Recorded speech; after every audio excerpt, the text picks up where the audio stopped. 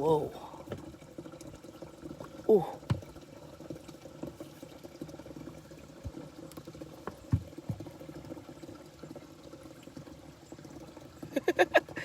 Hey, it's kind of hard to film this and hold on to the squiggly earthworm. Dallas, the science diva here, asking you to pause for a moment of science. I was pausing, just filling up some water.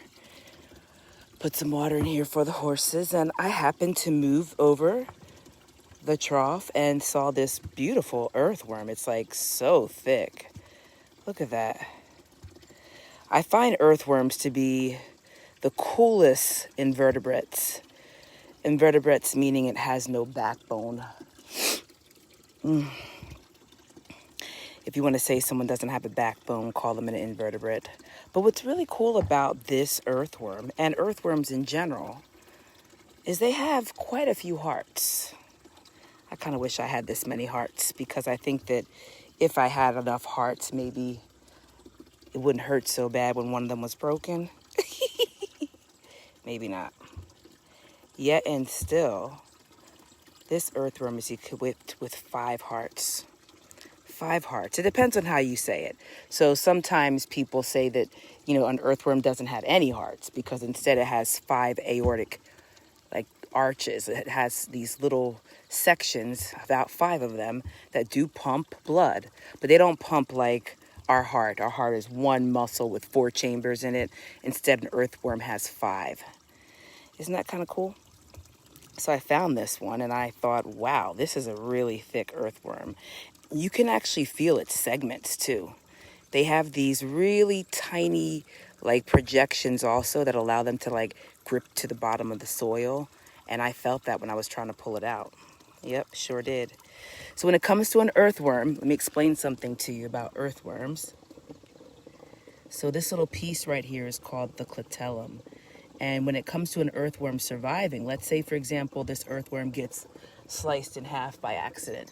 If that were to happen after the clitellum, after the earthworm can regenerate that part. But the part that gets cut off does not grow into another earthworm.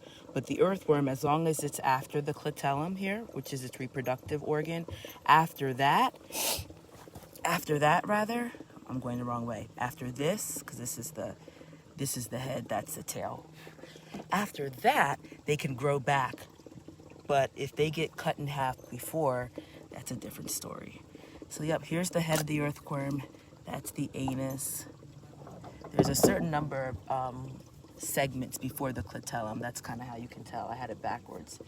But yeah, something as simple as an earthworm, right? And we can watch the earthworm try to burrow. Let me put it back over where it was, because it was nice and happy under here. Like, why did you have to disturb me? But we can watch it do its earthworm thing.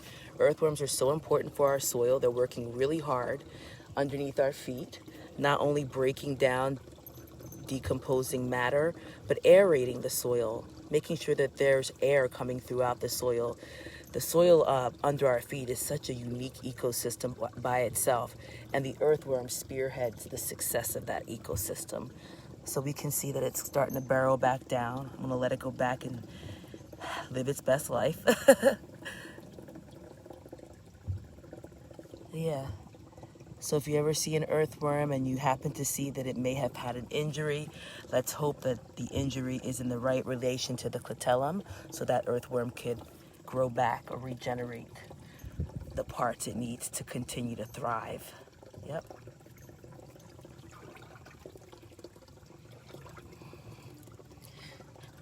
Ooh. Ooh, what is that creature on top? Looks like another little crawler there going down into that burrow. But let's watch the earthworm do its thing. They're amazing.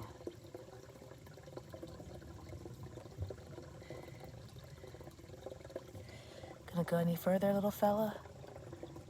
Maybe. You can still see, you can kind of see the that aortic vein. This earthworm was pretty good. I meant to show you that, but I'm gonna let it continue going down in there. Yep. But that's all. I wanted to show you some earthworms. It's been a while since I've paused for a moment of science. So hope you're doing well this week. I'm here on beautiful farms, just kind of hanging out with the horses. Have a great day. Never stop learning.